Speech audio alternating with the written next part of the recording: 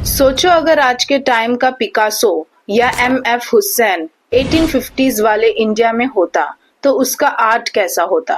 दोस्तों, एक टाइम था जब भारत की पेंटिंग सिर्फ मंदिरों और महलों तक सीमित थी।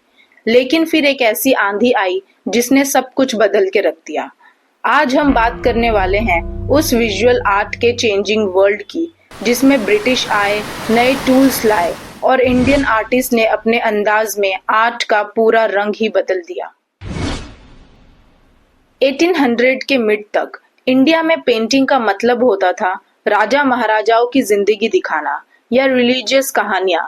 लेकिन जब ब्रिटिश आए, उन्होंने बोला we need real looking paintings और शुरू हुआ एक नया जमाना, यूरोपियन रियलिज्म। ब्रिटिश ऑफिसर्स चाहते थे कि उनके मॉन्यूमेंट्स, उनके आउटफिट्स और उनकी ग्लोरी को रियलिस्टिकली पेंट किया जाए।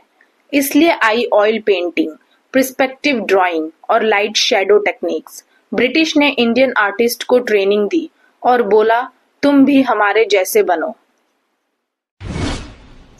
और यही से स्टेज पर आए राजा रवि वर्मा, केरला के एक रॉयल आर्टिस्ट। उन्होंने इंडियन मिथोलॉजी को पेंट किया, लेकिन यूरोपियन स्टाइल में।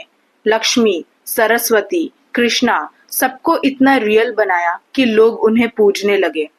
पहली बार पेंटिंग्स, कैलेंडर और लिथोग्राफ प्रिंट के थ्रू हर घर में पहुंची, बट सबको रवि वर्मा पसंद नहीं आए। 1900s में जब ब्रिटिश रूल के खिलाफ आवाज उठने लगी तो आर्ट भी प्रोटेस्ट बन गया। नेशनलिस्ट बोले रवि वर्मा तो वेस्टर्न स्टाइल कॉपी कर रहा है, हमें अपना इंडियन स्टाइल चाहिए। तब आए अबिंद्रनाथ टैगोर, जिन्होंने एक नया आर्ट मूवमेंट शुरू किया, the Bengal school of art.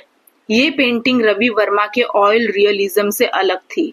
पानी के जैसे soft colours, ancient Indian styles और स्ट्रॉन्ग इंडियन इमोशंस। उन्होंने जो पेंटिंग बनाई थी भारत माता की, वो एक सिंबल बन गया और लोग इस पेंटिंग को पूजने और प्रोटेक्ट भी करने लगे। ब्रिटिश गवर्नमेंट भी चाहती थी कि इंडियन आर्ट डेवलप हो, लेकिन अपने तरीके से। उन्होंने शुरू किया आर्ट स्कूल इन बॉम्बे, कलकत्ता, मद्रास। यहाँ इंडियन आर्टिस्ट को वेस्टर्न पेंटिंग सिखाई गई, जिसमें ब्रश कंट्रोल, रियलिज्म और प्रपोर्शन पर फोकस था। लेकिन इंडियन आर्टिस्ट के अंदर एक क्रिएटिव रिवॉल्यूशन चल रहा था, अपने पेंटिंग्स को इंडियन फॉर्म में तैयार करना। जब ब्रिटिश राज का प्रेशर बढ़ने लगा तो पेंटिंग सिर्फ डेकोरेशन नहीं रही। आर्टिस्ट पेंटिंग के जरिए रेजिस्टेंस दिखाने लगे। एक पेंटिंग में भारत माता एक साधु के रूप में दिखाई गई, जिसमें पूजा भी और प्रोटेस्ट भी। आर्ट गैलरीज में लोग सिर्फ आर्ट देखने नहीं, मैसेज समझने जाने लगे। जब एलिट आर्ट मॉडर्न बन रहा था, तभी एक मूवमेंट आई जिसमें लोगों ने अपनी फोक और ट्राइबल आर्ट को भी प्रमोट किया।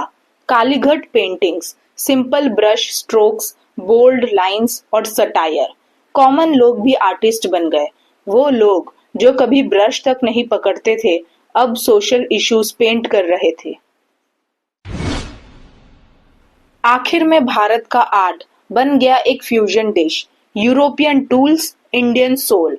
ना पूरा वेस्टर्न, ना पुराना ट्रेडिशनल, एक नया अंदाज जिसमें भारत की डाइवर्सिटी दिखती थी, मिथोलॉजी से लेकर मॉडर्न सिटी लाइफ तक। आज अगर आप किसी गैलरी में जाते हो या इंस्टाग्राम पे आर्ट रील्स देखते हो, तो ये सब इसी जर्नी का रिजल्ट है। रवि वर्मा से लेके अबिंद्रनाथ टैगोर तक और कालीघट से लेके डिजिटल पेंटिंग तक, इंडियन आर्ट ने हर जमाने का रंग छुपा रखा है। तो ये था इस चैप्टर का डिटेल्ड एक्सप्लेनेशन। वीडियो पसंद आई हो तो चैनल को लाइक, शेयर और सब्सक्राइब करना।